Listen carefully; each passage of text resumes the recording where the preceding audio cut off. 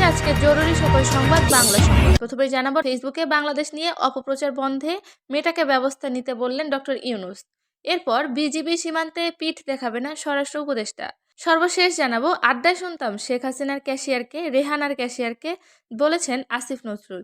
এতক্ষণ শুনছিলেন শিরোনাম, বিস্তারিত থাকছে প্রতিবেদনে। জুলাই আগস্টের গণঅভ্যুত্থানকে ক্ষুণ্ণ করার জন্য কয়েকটি দেশ থেকে বাংলাদেশ বিরোধী বিভ্রান্তিমূলক প্রচারণা মোকাবিলা করতে ফেসবুকের মূল সংস্থা মেটাকে অনুরোধ জানিয়েছে প্রধান উপদেষ্টা অধ্যাপক ডক্টর মোহাম্মদ ইউনূস। গত রবিবার ৮ ডিসেম্বর রাষ্ট্রীয় অতিথি ভবন যমুনায় মেটার মানবাধিকার নীতির পরিচালক মিরান্ডা সিসন্সকে সাক্ষাৎ প্রদানকালে তিনি এর অনুরোধ করেন। প্রধান উপদেষ্টা বলেন, একটি ব্যাপক বিভ্রান্তিমূলক প্রচারণা চলছে এবং আমরা এর ভুক্তভোগী। রিমান্ডা সিসন্স প্রধান উপদেষ্টাকে মেটার মানবাধিকার নীতি ব্যাখ্যা করে বলেন, তাদের প্ল্যাটফর্ম ব্যবহার করে কেউ যাতে বিভ্রান্তি ছড়াতে না পারে সেজন্য তারা সতর্ক ছিলেন। অধ্যাপক ডক্টর ইউনূস মেটাকে তার প্রযুক্তি তরুণ উদ্যোক্তাদের জন্য আরও ব্যবহারকারী বান্ধব বলতে বলেন। তিনি বলেন, প্রযুক্তি অনেক ঘটনা ঘটানোর একটি হাতিয়ার, কিন্তু প্রযুক্তি আমরা কি করতে চাই না তা নির্ধারণ করে না। সুতরাং এটিকে নিখুঁত করতে আমাদের পুনরায় ইঞ্জিনিয়ারিং করতে হবে। ফেসবুকের প্রচুর সম্ভাবনার কথা তুলে ধরে প্রধান উপদেষ্টা বলেন, তরুণদের উদ্যোক্তা করতে ফেসবুক ব্যবহার করা যেতে পারে। দেশের তরুণ জনগোষ্ঠীর স্বার্থে বাংলাদেশ সরকার ফেসবুকের সঙ্গে যুক্ত থাকবে। এ সময় এসডিজি বিষয়ক প্রধান সমন্বয়ক লামিয়া মোরশেদ, প্রধান উপদেষ্টার ব্যক্তিগত সচিব সজীব এম খায়রুল ইসলাম, বাংলাদেশ ও নেপালের জন্য মেটার পাবলিক পলিসির প্রধান রুজার সারোয়ার, মেটার অ্যাসোসিয়েট জেনারেল কাউন্সিল নয়নতারা নারায়ণ, এশিয়া প্যাসিফিকের মেটার মিস ইনফরমেশন নীতি বিষয়ক প্রধান অ্যালিস বুদিসাত্রিজাও বৈঠকে উপস্থিত ছিলেন। সীমান্তে বড় কোনো উত্তেজনা তৈরি হয়নি বলে জানিয়ে স্বরাষ্ট্র উপদেষ্টা লেফটেন্যান্ট জেনারেল মোহাম্মদ জাহাঙ্গীর আলম চৌধুরী বলেছেন, বিজিবি কখনো সীমান্তে পিঠ দেখাবে না, বুক দেখাবে। বিজিবিকে বলা হয়েছে, সীমান্তের যে কোনো ধরনের উত্তেজনায় কোনো ধরনের ছাড় দেওয়া হবে না। গত রবিবার ৮ ডিসেম্বর বিকালে জুলাই আগস্ট গণঅভ্যুত্থানে আহত করে বর্ডার গার্ড বাংলাদেশ হাসপাতালে চিকিৎসাধীন ব্যক্তিদের স্বাবলম্বীকরণে সহায়তা প্রদান অনুষ্ঠান শেষে সাংবাদিকদের প্রশ্নের জবাবে তিনি এসব কথা জানান।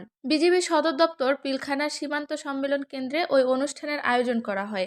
এক প্রশ্নের জবাবে lieutenant general of Mohammad Jahangir Alam Chowdhury বলেন, সীমান্তে উত্তেজনা অনুযায়ী বিজিবিকে সেই রকম নির্দেশনা রয়েছে, প্রস্তুতিও সেই রকমই। যে কোনো ধরনের পরিস্থিতি মোকাবিলার প্রস্তুতি রাখার জন্য বিজিবিকে নির্দেশ দেওয়া হয়েছে। সীমান্তবর্তী নাগরিকদের উদ্দেশ্যে তিনি বলেন, উদ্বেগের কোনো কারণ নেই। এ সময় অনুষ্ঠানে বিশেষ অতিথি হিসেবে উপস্থিত ছিলেন মৎস্য ও প্রাণী সম্পদ উপদেষ্টা ফরিদা আক্তার ও কবি চিন্তক ফরহাদ মজার। এছাড়া আরও উপস্থিত ছিলেন বিজিবি মহাপরিচালক major general Mohammad Ashrafuzzaman Siddiqui, major Ferdous, বৈষম্য বিরোধী ছাত্র আন্দোলনের সমন্বয়ক হাসানাত আবদুল্লাহ প্রমুখ। অনুষ্ঠানে 4 জন আহতকে স্বাবলম্বীকরণে 1 লাখ টাকা করে সহায়তা দেওয়া হয় এবং 2 জনকে 2টি অটোরিকশা ও 1 জনকে একটি ব্যাটারি চালিত ভ্যান দেওয়া হয়।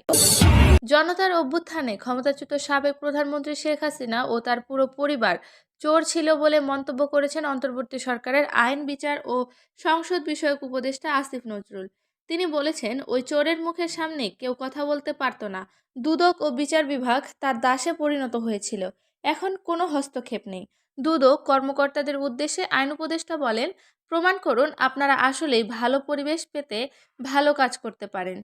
সোমবার সকালে রাজধানীর কাকরাইলে ইনস্টিটিউশন অব ডিপ্লোমা ইঞ্জিনিয়ার্সদের মুক্তিযুদ্ধ স্মৃতি মিলনায়তনে এক আলোচনা সভায় আসিফ নজরুল এসব কথা বলেন।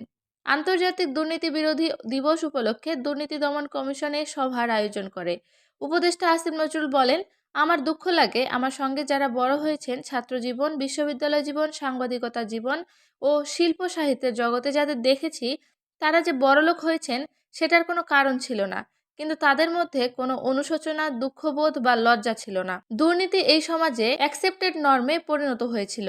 কেউ প্রশ্ন করতো না এত টাকা কোত্থেকে এলো, উল্টো গর্ব করত, খুশি হতো, আরে তার এত টাকা। অবৈধ বিত্ত নিয়ে অহংকার চলতো। এদের কেউ কেউ মসজিদ কমিটিগুলোতে ঢুকে পড়েছিল। আসিফ নজরুল বলেন, আমরা বিভিন্ন জায়গায় আড্ডায় শুনতাম শেখ হাসিনার ক্যাশিয়ারকে, রেহানার ক্যাশিয়ারকে, সালমান কার ক্যাশিয়ার, জয়ের টাকা কার মাধ্যমে যায়, পলক কার টাকা রাখে, দুদক তো ছিল, উচ্চ আদালতও ছিলেন, কোনো বিচার হয়নি। বিচার কার হতো? খালেদা জিয়ার। 3 কোটি টাকা একটা ব্যাংকে রেখেছেন, একটা টাকা সেখান থেকে কেউ আত্মসাৎ বা স্পর্শ করেনি।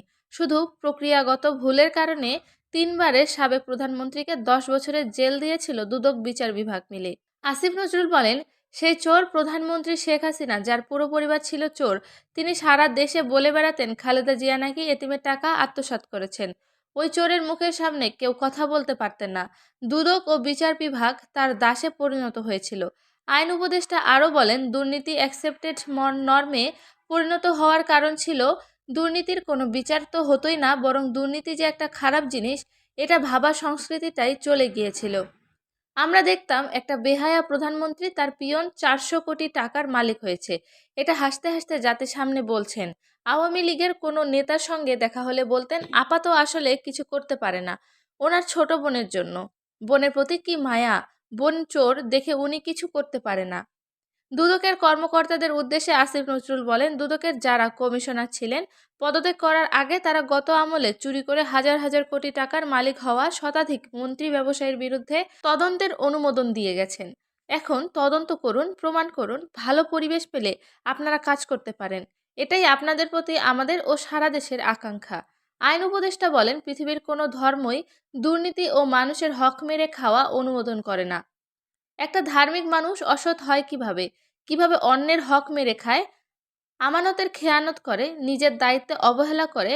আমরা সবাই যদি এমন করে ভাবতে শিখি, আমার মনে হয় কোনো আইন টাইম দরকার নেই। ব্যক্তিগত অভিজ্ঞতা তুলে ধরে আসিফ নজরুল বলেন, প্রায় 7 মাস আগে একটা ফ্ল্যাটের নজরদারি করতে গিয়েছিলাম। আমার কাছে 10 লাখ টাকা ঘুষ চেয়েছে। আমার বাবার কেনা যে ফ্ল্যাটের আমরা 20 বছর ধরে ভাড়া পাই, সেটা অন্য কারো নামে নামজারি হয়ে গিয়েছিল। এজন্য 10 লাখ টাকা ঘুষ চাওয়া হয়েছিল। ভূমি অফিসের লোকজনকে এই ঘুষ নেওয়ার নির্দেশ কি শেখ হাসিনা দিয়ে গিয়েছিল? রাজনৈতিক নেতাদের আমরা অবশ্যই দোষ দেব, কিন্তু এই দোষ দিয়ে নিজেদের অন্যায় থেকে যেন পার পাওয়ার চেষ্টা না করি। নিজেকে জিজ্ঞেস করুন, আমরা কি সৎ আছি? বাংলাদেশে বহু সৎ মানুষ আছেন, কিন্তু 100 জনের মধ্যে 20 জন অসৎ থাকে। সে 20 জনের মধ্যে 10 জন যদি ক্ষমতাবানের জায়গায় থাকে, তাহলে একটা দেশ অনাচার, দুর্নীতি ও পাপাচারে ভরে ওঠে। সভায় বিশেষ অতিথি টিআইবির নির্বাহী পরিচালক ও দুদক সংস্কার কমিশনের প্রধান ইফতেখারুজ্জামান বলেন, দুদক সংস্কার কমিশনের দায়িত্ব পালন করতে গিয়ে আমরা যে ধরনের তথ্য পাচ্ছি সেটা অত্যন্ত বিব্রতকর। এতদিন যা শুনে এসেছি তার চেয়ে হাজার গুণ বেশি অনিয়ম, অনাচার, বৈষম্য, দুর্নীতি, লুণ্ঠনতন্ত্র। বুকে হাত দিয়ে বলছি, আমরা বিব্রত হচ্ছি। এই প্রতিষ্ঠানকে ধ্বংস করে সাঁড়াশি অভিযান চালাতে হবে। আমাদের তরুণদের স্বপ্ন বাস্তবায়ন করতে হলে এর কোনো বিকল্প নেই। ইফতেখারুজ্জামান আরও বলেন, আদর্শ দুদক হলেও এ প্রতিষ্ঠান দুর্নীতি নিয়ন্ত্রণে যথাযথ ভূমিকা পালন করতে পারবে না। যতদিন পর্যন্ত আমাদের আমলাতন্ত্র ও রাজনৈতিক সংস্কৃতিতে ইতিবাচক পরিবর্তন না হবে, এখন দুদক নেই।